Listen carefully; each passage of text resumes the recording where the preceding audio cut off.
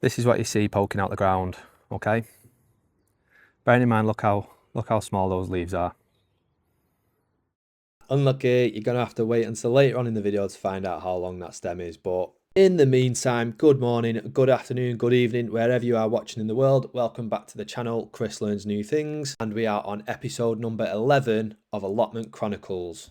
Now, in comparison to my last 10 videos, this is probably what's going to be considered a bumper video, a bumper episode for you, as it were, simply because with the nice weather we've been having recently, I've been down, I've done quite a lot of filming, but with things going on outside of Allotment Chronicles and YouTube, life's just got in the way a little bit lately, and I've not really had much time to edit any videos, so I'm throwing it all into one for you.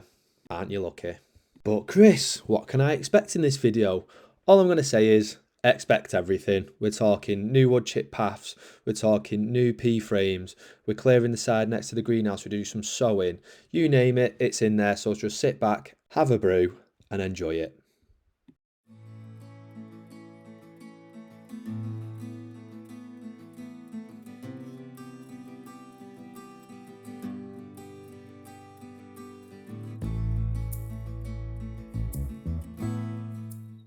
Perfect. So, we're back at the spring bulb bed, and there wasn't enough spring bulbs for my liking.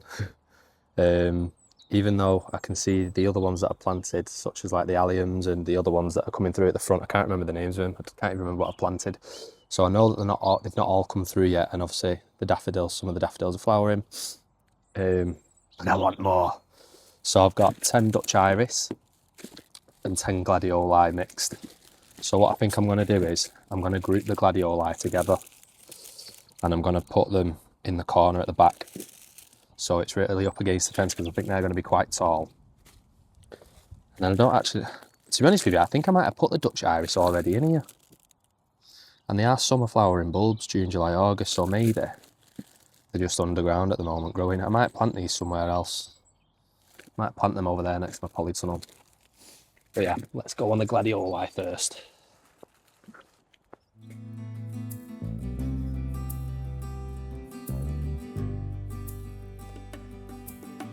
So I have just found the packets of the seeds that I planted in the spring bulb bed. So we planted some garden anemones. We did plant some Dutch iris, but it was just the Sapphire Beauty ones. So I don't think I'm going to put any more of those in the bed, because they are summer flowering plants. Dwarf daffodils. I've not seen any white ones coming up yet, but I think I remember putting them at the front. So I think they are coming through now. The alliums. Spring flowering bulbs, so it says it flowers May and June, so hopefully they'll start coming up soon. More alliums, and then the gladioli I've just planted. So it proves that it's beneficial to keep your packets so you know what you've planted where. Right, time to put these Dutch iris in. Now again, I have no idea what these are. And I've no idea what they are. I think the general consensus from the last, or one of the previous videos, was that they're hyacinths. So looking forward to them coming up. Again, don't know what these are. And then I've got things coming through, and I thought it was grass at first, so I started pulling them up, but there was a seed at the bottom. So I know it's not grass, because it's like the grass around here, it's growing from rhizomes. So it's not that. So let's get these Dutch iris planted. Just got mud in my mouth. I'm gonna group these together.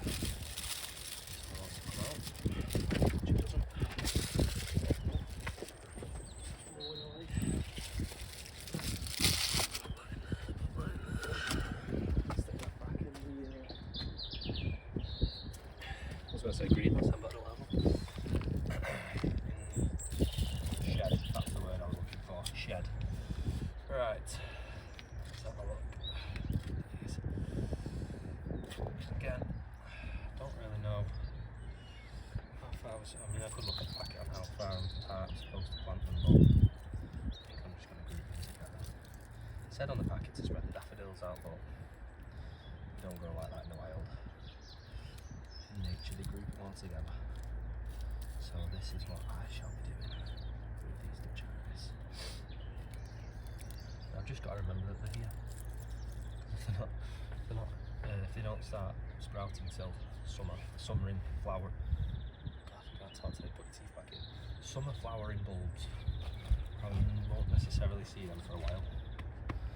But just remember that they're there, please. It's a note for myself, that not for you guys watching. Yes. Good morning, people.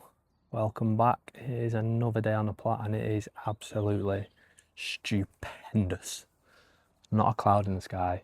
Absolutely stunning. Look at that. I mean, that's from an aeroplane, so that doesn't really count as a cloud. It is nice and hot. But I've just arrived to the plot, not been for a few days. And there's so many Himalayan balsam seedlings coming through my beds. It was a bit ridiculous. So I'm going to show you this time-lapse footage now. I've just spent the last hour weeding the spring bulb bed, the 2 new beds that I've made, and rhubarb row. And that's took me an hour.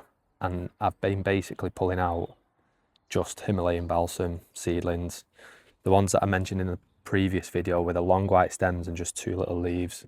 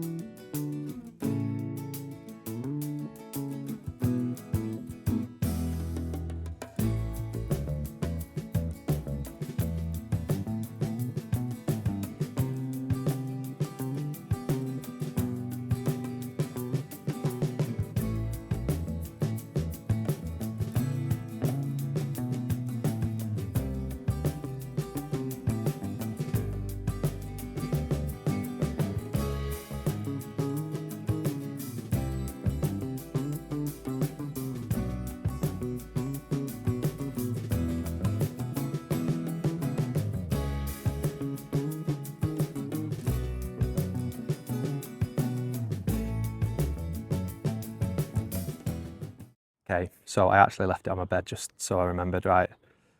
This is what you see poking out the ground, okay? Bearing in mind, look how small those leaves are.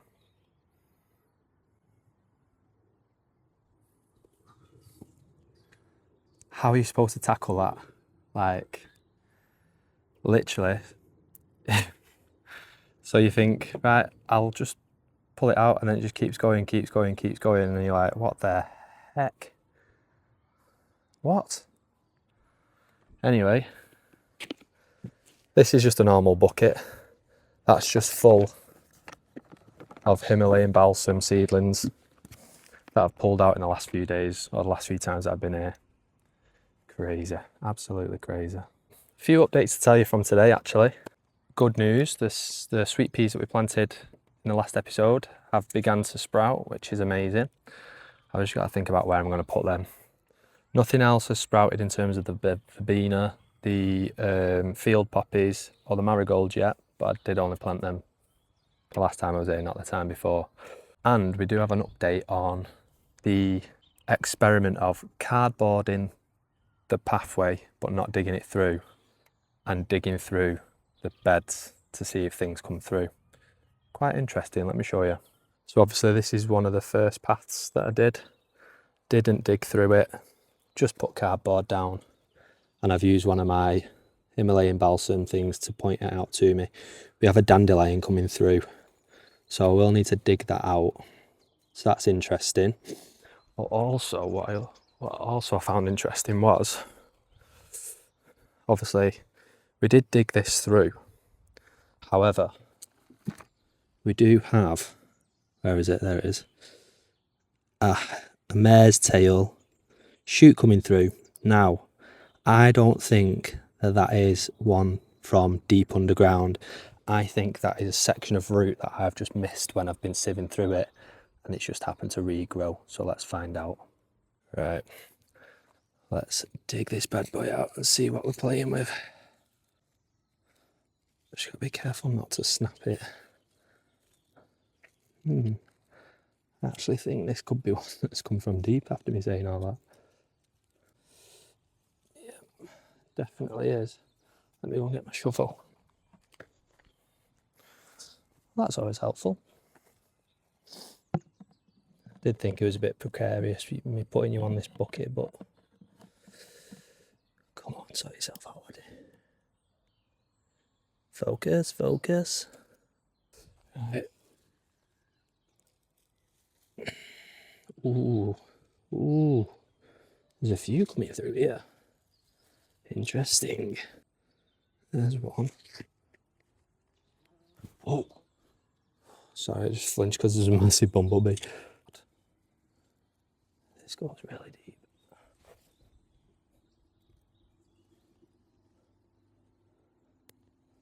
Just rip the top of it off.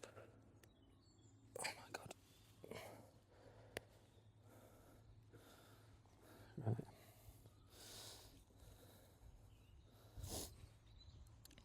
So maybe actually digging through it wasn't the best idea. I suppose because you're loosening the soil, so it's easier for it to grow up from the depths.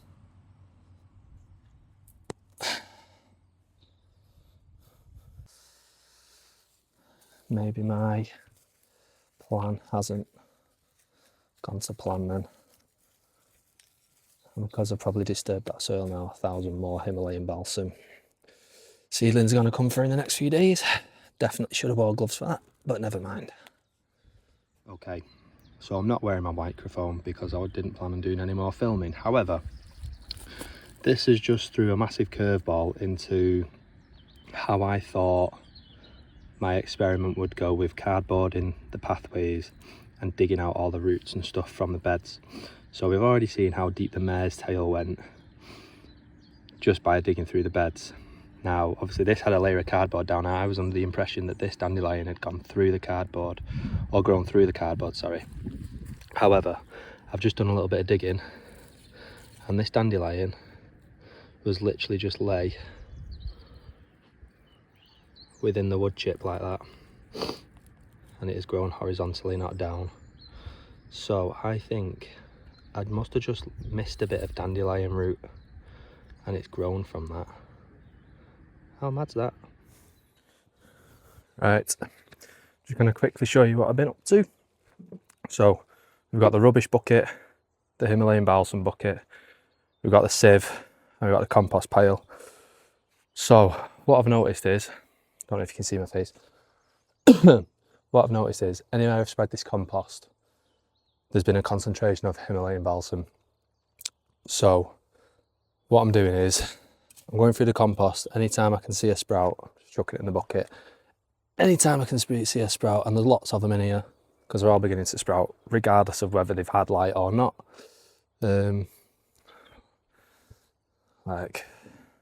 So what I'm doing is getting a pile of compost, throwing it on the sieve. What I've noticed as well is, even though this has technically been sieved already, well, just by eye, not through an actual sieve, I thought I'd pulled out a lot of stones and glass and plastic and rubbish, and turns out there's a hell of a lot more still in here. So just sieving through the compost. I'm just going to sieve it out. Right, so I can see that's rubbish, brick, stone, goes in the rubbish bucket.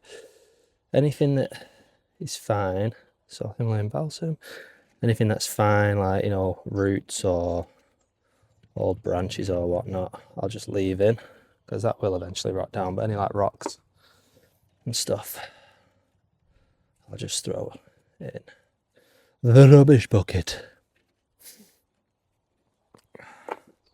As you can see, there's a lot of them. Everything else can just go eat in the current compost bin. That is composting at the moment. Right, so these have snuck through the sieve, which is good, because what's good about them is the long white stems are so obvious to see.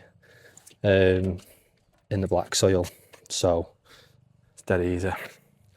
And then we go again basically, and that's what I'm doing, and then I'll go and fill that hole over there on one of the beds.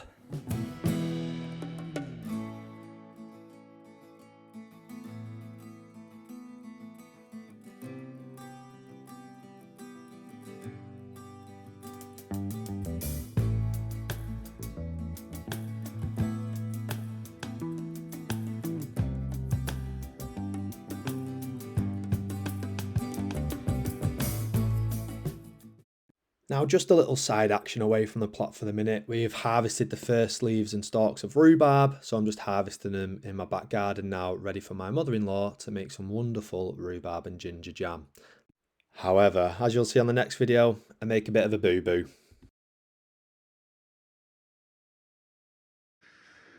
Note to self, when harvesting rhubarb, don't bring it home and put it in a jug of water, because that will happen. I thought it'd be a bit like celery, but it's obviously just had a rapid surge of water that it's absorbed and all the cells have expanded and then it's ended up cracking. So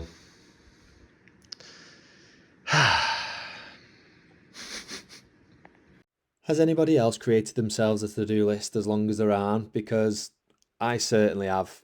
There's so much stuff that needs doing and it's only going to get busier, I feel.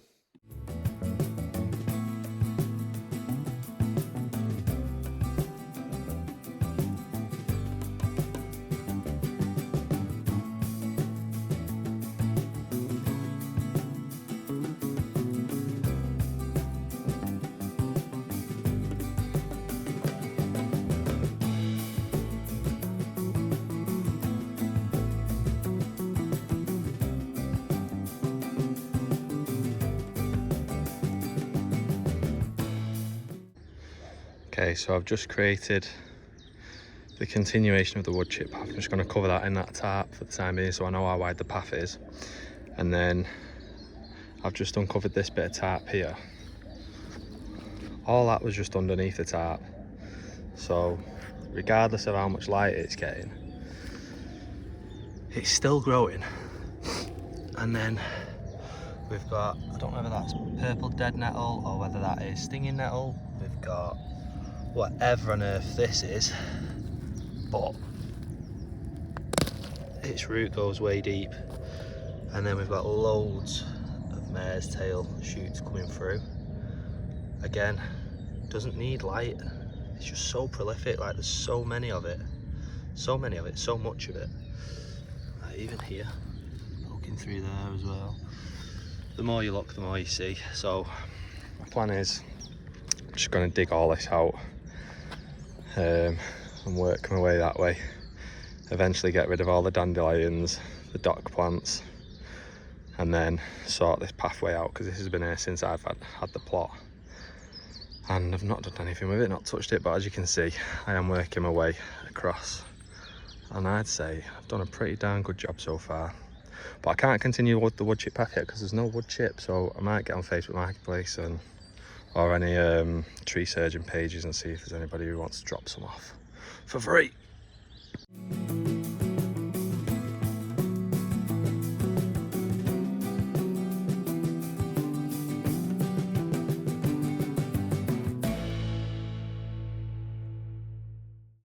Oh my days, there's so many bulbs here. I underestimated how many there were actually. I think I spent, I don't even know how long here, just digging through the same patch, it felt, for time. It was draining, but we got there in the end, and that is all that matters. And what was a shock to absolutely nobody, mare's tail everywhere. You can see me just filling that green bucket up there with just loads and loads of mare's tail.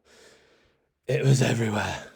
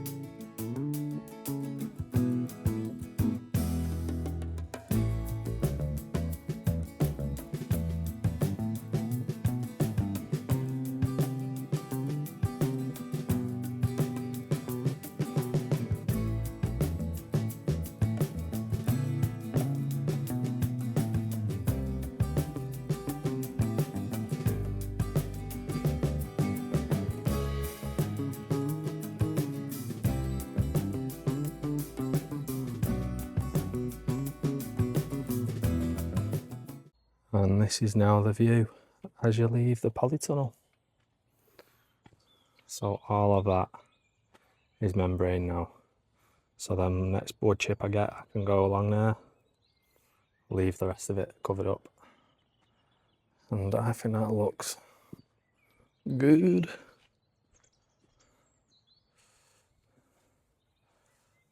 Yeah, just how I envisioned it. Perfect. Welcome back to another day on the plot. Very windy one. It's been crazy this weekend, the wind. But yeah, I'll show you what I've been up to, because I didn't do much film. Oh, I didn't do any filming actually. Just wanted to come to the plot, because at the end of the day, it's still a hobby. Just wanted to come down to the plot and just get stuff done, really. So 10 points for the first person who's able to spot what we've been up to on the plot.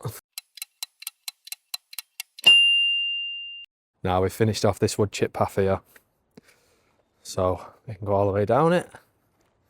We've added some more soil here to bulk it out a little bit, and we've now joined up the paths at the end to where the spuds are.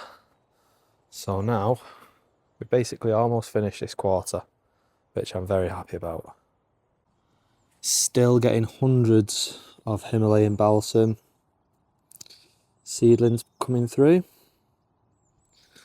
but I do feel like there's less of them, so I just need to go through and do another weed.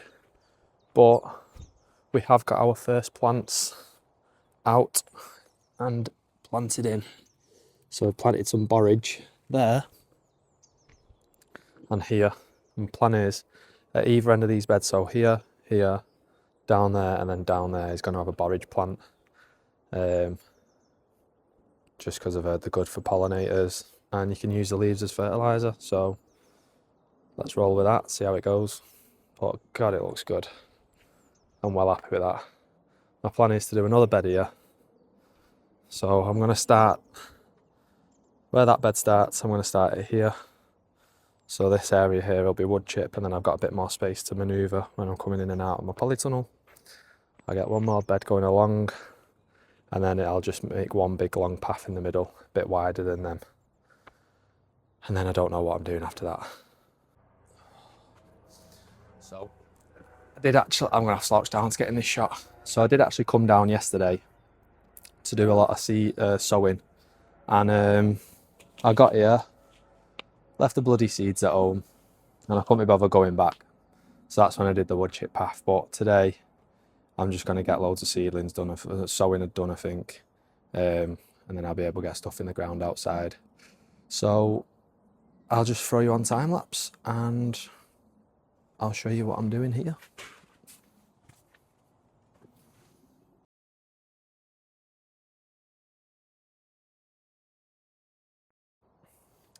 I suppose it would be helpful to show you or tell you what it is exactly that I'm planting. So we're going to go for the onion tough ball F1 variety, the red barren onion. I think I might leave the lettuce for now. Beetroot Boldor F1.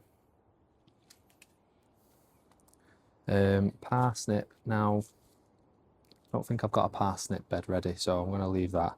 Leeks definitely, so I've gone for the giant winter. You saw them January to April, so I think I'm a bit late on them, but it is only March still, so maybe not. Sow them. Now I was going to do tomatoes, so I've got black opal and I've also got tomato golden sunrise, but as you can see, the polytunnel is being used as a storage area at the moment, so I don't think I'm going to be able to plant tomatoes this year, which is fine, because then it allows me to get all this done and the shed done and then everything moved. And I think rather than doing everything all at once, I'll just pick and choose what I get planted this year. So I think I'll leave them for this year. Cucumber, courgette. Now, I think I might, when I clear this side of the polytunnel where the greenhouses were, I think I'll plant courgettes there, because you only need 1 or 2 plants and they'll cover a big area. And then squash, Waltham, butternut. I think I'm going to plant them in the compost bay right in the corner, where all the Himalayan balsam are coming through, because I'll just cover it with carpet, leave a little gap in the middle for maybe 1 or 2 plants, and then they'll plant out of there. So I might plant them today in here. And then we've got a sunflower collection, and kale, they don't go out till May anyway. But yeah, we've got a sunflower collection which consists of a giant single, sunflower valentine, dwarf teddy bear variety, claret and ring of fire versions. And I can sow them from April to May, and I can do that outside, so but I won't do them yet. So that is what I'm planting. Now I'll put you on time lapse. Now I'll put you on time lapse.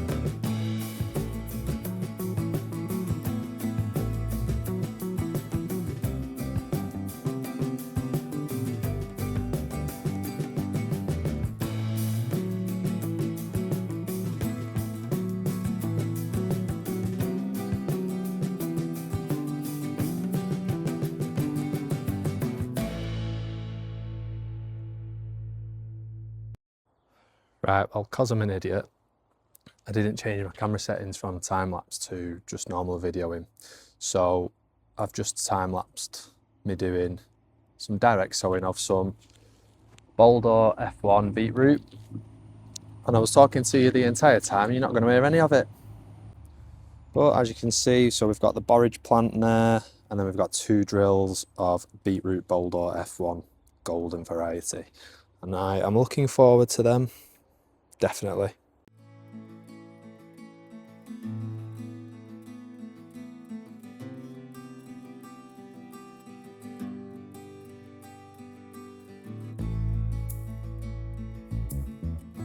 Check out that for a TP, ready for my sugar snap peas. Made with the branches, I must say, from my pear tree that I pruned. So people, update on the borage. Something has been eating it. And something has been eating this one as well. Because that leaf has been munched. So I think what I need to do, cut up a 2-litre bottle of water and put it over the top and use it as a cloche to protect them. Buggers.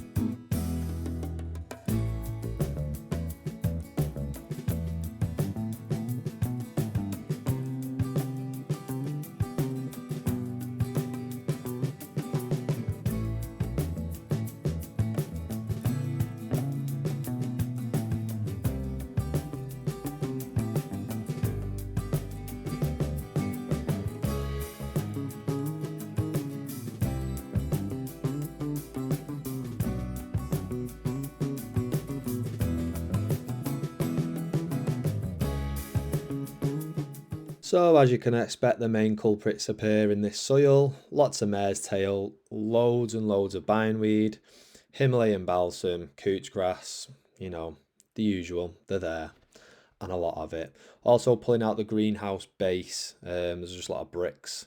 This is a different morning.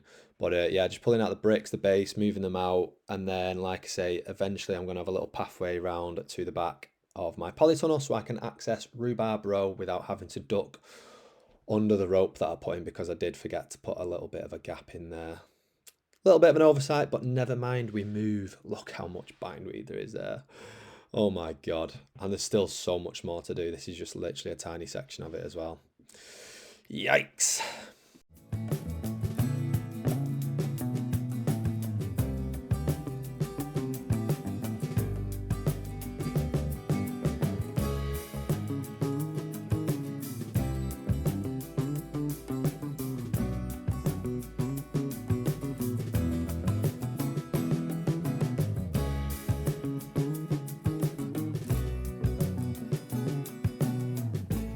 So I've just knocked up this.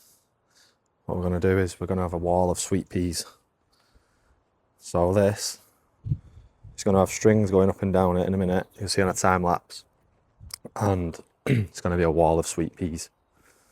So when you walk on my plot, it's just going to be full of greenery on one side. Then I've been digging through here.